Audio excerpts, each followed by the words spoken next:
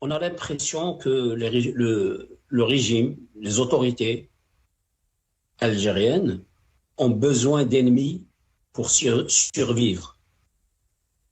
Si ce n'est pas le Maroc, c'est la France. Si ce n'est pas la France, c'est les Émirats, etc. Donc, cet ennemi qu'ils ont besoin d'entretenir et de cibler et de faire d'en faire une cause de son existence leur permettrait de faire oublier toutes les priorités journalières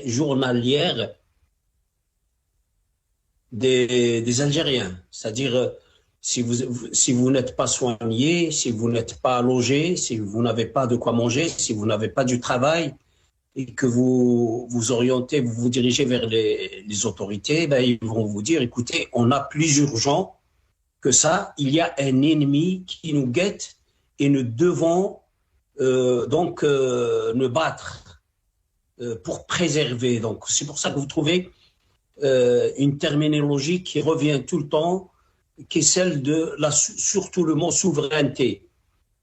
Écoutez, on va perdre notre souveraineté, on va perdre notre unité nationale, on va perdre notre je ne sais pas quoi d'autre.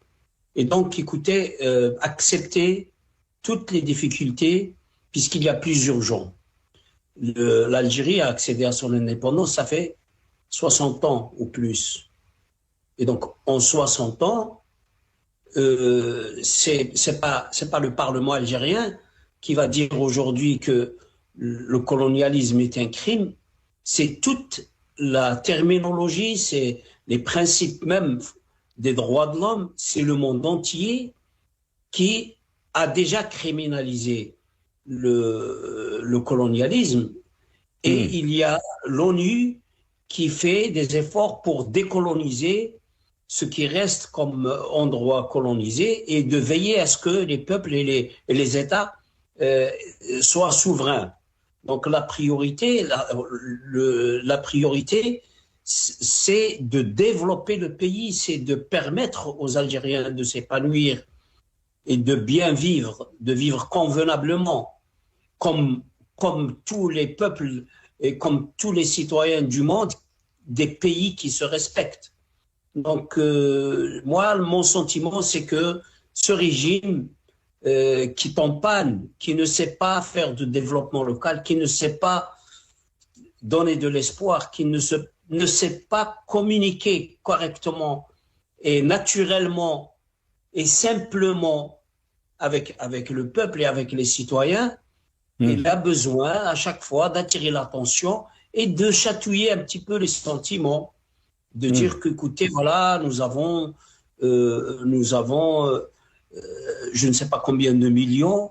On est l'un des rares pays au monde où le nombre de moudjahidines et le nombre de shuhada augmente avec le temps. Donc, je pense que c'est une manœuvre pour maintenir ce danger Très bien. cette illusion de danger imminent extérieur. Et puis, ça donne un peu de... C'est ce que imagine le régime. Il imagine que en se bagarrant avec la France coloniale, il va se légitimer aux yeux du peuple pour dire oui, on tient tête à la France et on est en train d'humilier la France, etc. Donc, ça va dans ce sens, c'est beaucoup plus du populisme qu'autre chose, à mon avis.